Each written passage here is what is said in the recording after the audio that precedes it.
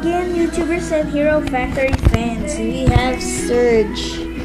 It's already open, so let's get building. I'm gonna have to put this in my lap. Hi.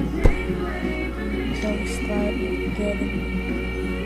No, that ball joint. See, ball joint. 2 ball joints. Then we get.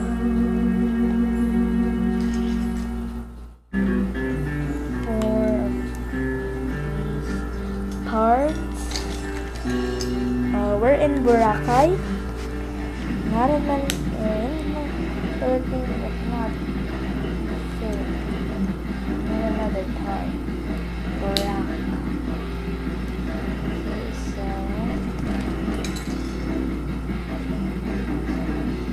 yeah, it's concentrating on TV.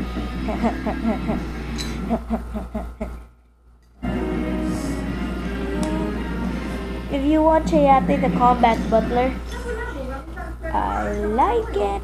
Woohoo! If you watch Hayate the Combat Butler, I like ya. Remember that.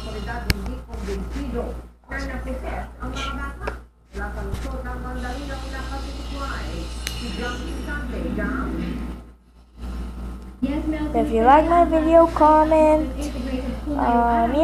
I'm crazy too, making our own blog. We're not sure yet, so when our blog's gonna be made.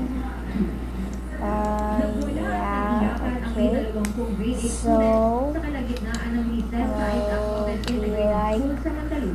if we make our blog, I am gonna thank dinala sa kalapit ng simbahan para ipagdasal ng mga kamag-anak at kaklase.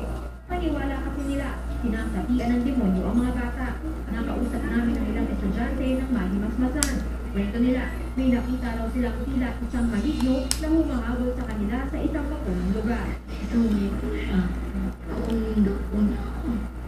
Naalala ko na lang po may mahabol po sa akin yung malaking tao. Sinasabi niya po sa akin, sasama na daw po niya ako. So, binibigay po siya sa akin pagkain. Naniniwala ang ilang magulang na kinalaman ng umano'y kakaibang pangyayari sa pagputol ng mga puno sa paaralan. Hindi po sila nagpasintabi doon sa puno yun. Ang gusto daw kung kapalay, puno rin, pero puno may buhay. Sa gitna ng pag-uusap namin ng ina ng isa sa mga estudyante, Okay, we're almost done. So what he looks like now.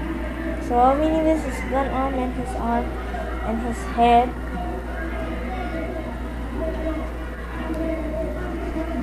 Yeah, wait a minute, I'm losing the part. Let's check out my other parts. Yeah, let's just deal with that part later. Wait. Oh, here it is. Hindi naniniwalang demonic possession ang nangyari. Sabi ng doktor ng Vergara Health Center na tumingin sa mga batang nagwawala, normal ang mga ito. Halimbawa, hindi raw sobrang taas o baba ang temperatura nila. Tumanggi ang doktor na humarap sa kamera, pero baka raw natakot lang ng gusto ang mga bata sa kwento ng isang kaklase. Maging ang kapitan ng barangay, Buda rin. Sabi ko, bitawan nyo. Tingnan nyo kung anong reaksyon pagka binitawan nyo. Pag binitawan mo, hindi sila nag-i-struggle eh. Sa anak ko na ko, yung ulo nila, iniingatan nila. Eh doon ako natatakot baka ipalo yung ulo. Ayaw papigil ka bitawan niya. Ayaw So, pa rin, nahulog na almost yung done. I pera. won't put like Sabi ng anak ko, nahulog yung pera mo. we're almost Kaya done. sila I'm not putting nag-i-struggle. like string Kwento yet. rin ng doktor na sabihan daw niya ang isang bata na in-injectionan para kumalma, tumigil daw ito sa pagwawala. Kinunsultan namin ang pangyayari kay Father Bobby de la Cruz. Isa So, sa mga see you next time. Peace.